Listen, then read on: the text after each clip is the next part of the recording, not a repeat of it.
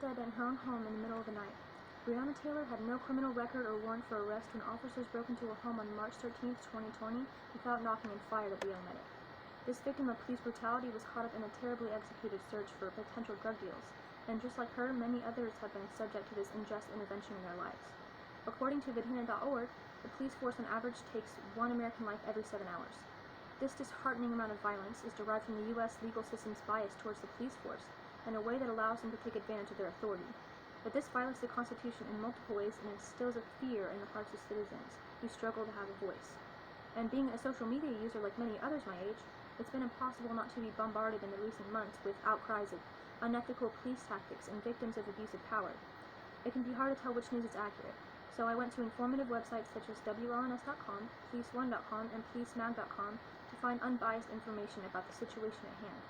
In this speech, I will be discussing the severity of the problem concerning police brutality and how America can change this problem in an effective manner. The judicial system has been protecting the cruel and unusual incidents of the police force for long enough. Our system needs to revise the faulty and borderline racist guidelines for becoming a member of the police force. The corruption in the system comes from the corroboration between state governments and police unions, where they sign contracts that prevent police officers from getting the justice they often deserve. New York Times included a quote from Rahm Emanuel, who said, "The collective bargaining agreements between the police unions and the city have essentially turned the code of silence into official policy." The court has almost always proved civilians to be in the wrong in the incidents of violence, and can make them appear to be unstable or dangerous. I also found a surprising statistic on PoliceOne.com that says Georgia requires 408 hours of academy training to become a police officer, but requires 1,500 hours of training to become a licensed barber. When every state has differing socioeconomic environments that need to be adjusted to, why should we put our physical trust into a police force that has less training than hairdressers, plumbers, attorneys, and so on? PoliceMag.com says that defensive tactics instructors encourage their officers to train in the fighting arts during their off time. This encourages officers to use extra physical force more than necessary, and not all of these martial arts are legally allowed to be used to disable a criminal. Strengthening the training guidelines for officers would help lessen the instances of police brutality if they included a higher focus on teaching about peaceful tactics, proper methods of approaching and conversing with potential criminals, longer periods of training, and higher standards that only permit experienced social workers or criminologists to be part of the force. And now that we have cameras, those should be vital to the court case and subject an officer under trial to prosecution should it be removed during an arrest. In recent weeks, Senate Bill 945 has been proposed by Senator Jeff Irwin that WLNS.com quotes would require that all incoming law enforcement officers complete training on implicit bias, de-escalation techniques, and mental health screening.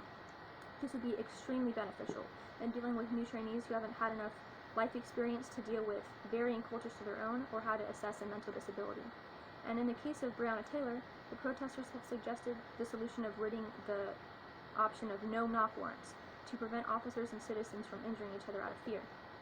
And just as the media is a powerful tool in spreading awareness of these concerns, I've had many argue with me that bad press could be hurting the police force, and that is true.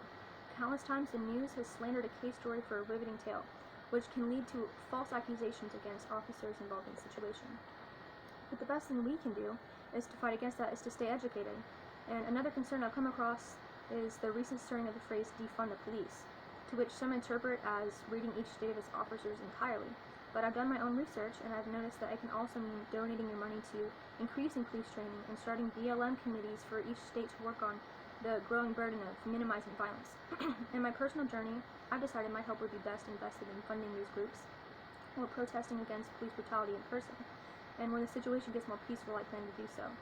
Together, however, we can sign petitions that focus on police reform, which I've put in the description under the video, search for local protests by city, or read the history and first-hand accounts of police brutality with books like Book 3 by John Lewis or Brotherhood of Corruption by Juan Antonio Juarez. We're bleeding out in America, one innocent victim at a time and one bullet at a time, and we can't keep putting a band-aid on it anymore. We have to stitch it back together and wash out the dirt and corruption in our pathway to justice.